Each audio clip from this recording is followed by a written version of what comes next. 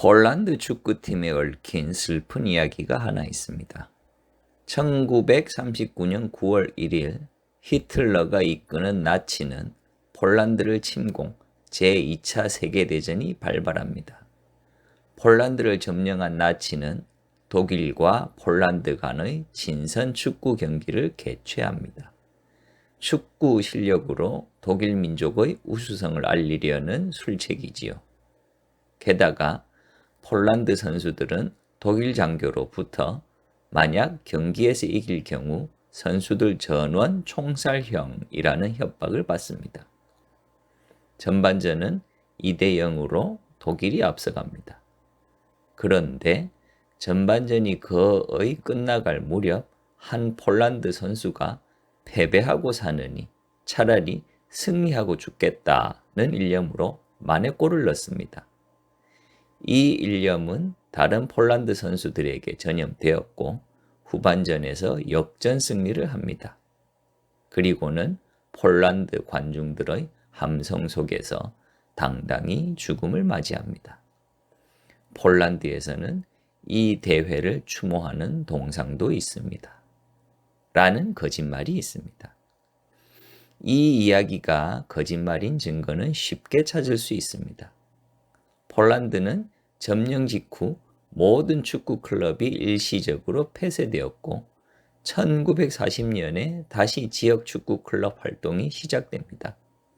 실제로 폴란드 국가대표와 독일 국가대표팀이 마지막으로 만났던 것은 1939년 9월 18일 쳄네츠에 있었던 독일과 폴란드의 경기였고 당시 독일은 4대1로 폴란드를 이겼습니다. 그리고 당시 이 경기에 참가했다고 알려진 빌리모프스키는 이 자리에서 처형당하지 않았을 뿐 아니라 독일 국가대표 축구 선수로 뽑히기까지 합니다. 빌리모프스키는 전쟁 전 폴란드의 유망주로 1938년 프랑스 월드컵의 브라질과의 경기에서 4골을 뽑아내기도 합니다. 그러나 폴란드가 독일에게 점령되어 더 이상 축구를 할 수 없게 되자 독일 시민권을 취득하고 독일 경찰로 복무까지 합니다. 사실 부모가 모두 독일인입니다. 친아버지는 제1차 세계대전 때 독일군에서 싸우다 전사합니다. 그리고 제2차 세계대전 중 독일의 대표적인 축구 선수가 된 것입니다. 하지만 전쟁이 끝나자 조국에 대한 배신자로 낙인 찍혀 더는 폴란드로 돌아갈 수 없게 됩니다. 그런데 이것도 참 애매합니다. 그의 고향인 카토비츠는 독일 땅이었지만 1922년에 폴란드 영토가 된 곳입니다. 결국 서독에 정착하여 살다가 1997년 사망합니다. 그런데 실제로 위와 같은 사건이 일어나기도 했습니다.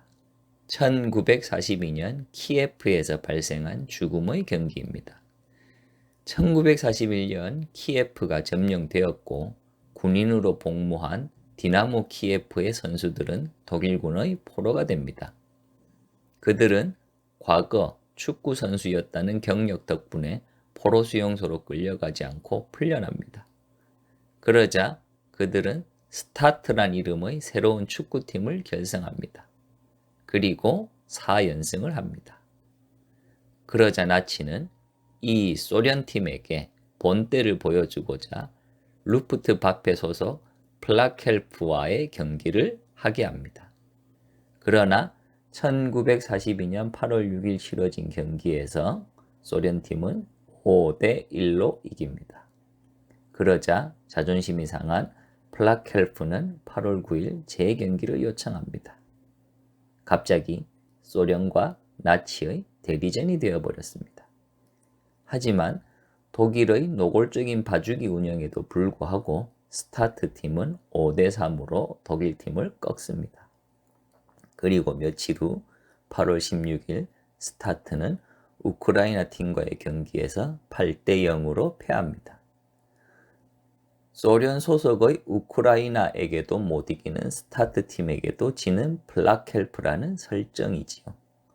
이 경기를 끝으로 스타트 선수들은 전원 소련의 스파이 혐의로 체포되어 게슈타포에게 끌려가서 모진 고문 끝에 선수 1명이 죽고 3명은 1943년 2월 처형당합니다. 소련 신문들은 1943년 11월 16일 독일이 축구 선수들을 처형했다는 기사를 내보냈고 1958년에는 이 일을 죽음의 경기라는 이름으로 대대적인 선전 활동을 벌이지요.